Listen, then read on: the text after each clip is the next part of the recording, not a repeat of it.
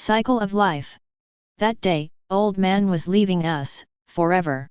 I heard my mother calling relatives and friends, one by one, on phone and telling the news in sobbing voice, they will take out ventilator today at around 3 p.m. You may come to see him before that. Share story time. Cycle of life. Cycle of life, short story family. Photo credit, Faust Foundation from morguefile.com. A week before that day, when he was taken to hospital, my father was helping Grandpa to lie on back seat of our car. I could not forget Grandpa's last unanswered reply when I, while trying to control my tears, asked my mother whether he would be all right.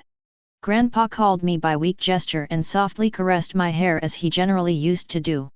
But, very soon, his hand slipped away from my head, holding left part of his chest to unsuccessfully stop the rising pain. He was struggling to breathe normally. He was the same man who once almost ran to market in heavy rain to buy inhaler for me, when I lost the one in school and was little breathless because of asthma I had. But when it came to him that day I could not do much but just cried. My mother embraced me saying Grandpa would come back soon. A night before that day, at hospital's reception my mother was consoling my distressed-looking father to accept the destiny, it has to happen one day. I did not understand what it meant but simply closed my eyes and prayed God to let my grandpa be well soon. My grandpa once told me that prayers from children are pure and they surely reach God. But it did not happen, perhaps. That day, we reached hospital at 1 p.m. We went inside. Security at reception did not stop me that day. I was following my mother trying to meet her pace, climbing stairs, to ICU where Grandpa was admitted.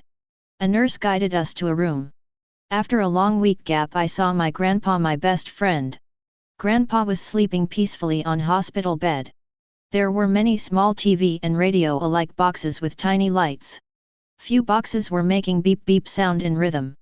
I knew that the sound was fading heartbeats of my best friend, my grandpa. Then I saw my father, with red and swollen eyes, sitting closer to Grandpa's bed. My mother could not control herself. She started sobbing loudly, kneeling at my father's shoulder. My father gently stood up and took my crying mother out of the room. I was left alone with the most adorable man of my life. I went closer to him, where my father was sitting just few seconds back. I watched the face of my dear grandpa. There was no pain, it was calm and composed. Even with few plastic tubes in his nose and mouth and a white foggy gas mask on it, I found his face quite charming and graceful. I started caressing Grandpa's hair. I wished that he utter my name, just once. It was the same mouth that told me so many stories, every day, until I slept.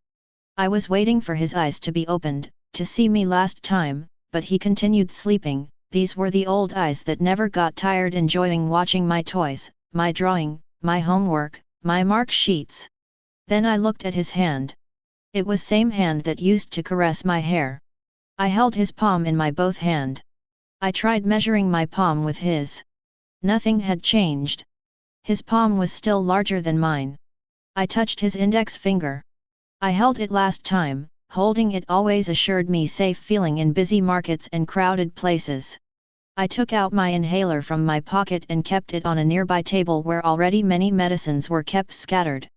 I remembered once my grandpa told me that the inhaler was my life savior. I murmured in Grandpa's ear, "Don't worry Grandpa, you would get well soon. I kept here inhaler to save you." It's a boy exhilarated voice of my father brought me back in my present. Today, after 18 years later, on the same floor of the same hospital I found my father rushing towards a nurse who was carrying a just-born baby.